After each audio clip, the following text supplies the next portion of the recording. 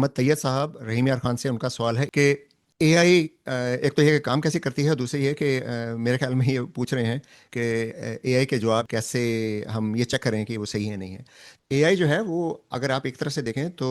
Google search کا ایک اگلا سٹیپ ہے کہ گوگل سرچ میں آپ کو صرف لنک دیتے ہیں، اے آئی جو ہے وہ ان لنک کو پڑھ کے ان کو ایک مضمون کی صورت میں بنا کے دے دیتا ہے، لیکن اس کے انفارمیشن کا سورس پھر بھی وہی ہے جو انٹرنیٹ پہ موجود ہے، اس لیے کوئی گارنٹی نہیں ہوتی کہ اے آئی آپ کو درست جواب دے گی۔ البتہ یہ ہے کہ اے آئی میں اتنی انٹیلیجنس اب ہے کہ اگر آپ اے آئی کو یہ کہیں کہ مجھے سائنسی طور پہ مستند جواب چاہیے، تو پھر اے آئی جب سرچ کرے گا تو وہ صرف سائنسی طور پر مستند جو سورسز ہیں، جیسے یونیورسٹی کی ویب سائٹس ہیں یا مختلف جو حکومتی ادارے ہیں یا جو ریسرچ انسٹیٹیوٹس ہیں جن کے بارے میں ہمیں پتہ ہے کہ وہاں پہ بہت سے سائنسدان ریسرچ کر رہے ہیں اور وہ بہت سے پیپر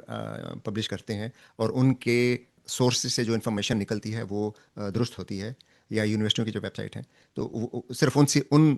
سورسز کو استعمال کر کے جواب دے گا۔ تو یہ ہمارے پہ ہے ہم پرومپٹ کیسا دیتے ہیں۔ اے آئی آپ کو مطمئن کرنے کے لیے ان کا جو مقصد ہے وہ آپ کو مطمئن کرنا ہے۔ اگر آپ کا مقصد ہے کہ آپ نے سوڈو سائنسی انفارمیشن لینی ہے تو آپ اس کے کان مروڑ کے سوڈو سائنسی انفارمیشن بھی لے سکتے ہیں۔ اے آئی ہو یا گوگل سرچ ہو یا کوئی بھی ٹول ہو، ٹول کے استعمال کا طریقہ آپ کو آنا چاہیے۔ میں اکثر یہ کہا کرتا ہوں کہ چھری ہر گھر میں ہوتی ہے، چھری سے ہم گوشت کاٹتے ہیں، سبزیاں کاٹتے ہیں، خواتین کھانا پکانے میں روز استعمال کرتی ہیں، اسی چھری سے آپ قتل بھی کر سکتے ہیں۔ یہ ہے کہ ٹول کو کیسے استعمال کرنا ہے وہ ہمیں سیکھنا ہوتا ہے، وہ ٹول کی ذمہ داری نہیں ہے کہ آپ کو درست جواب دے، آپ کی ذمہ داری ہے، ہماری ذمہ داری ہے کہ ٹول کو درست استعمال کریں۔ تو اے آئی کے جواب پر مکمل ایمان لانا ہرگز ضروری نہیں اور نہ ہی یہ مناسب ہے۔ آپ کو ہر ممکن طریقے سے، یہ ہماری ذمہ داری ہے کہ ہر ممکن طریقے سے اس کے جواب کو ٹیسٹ کریں۔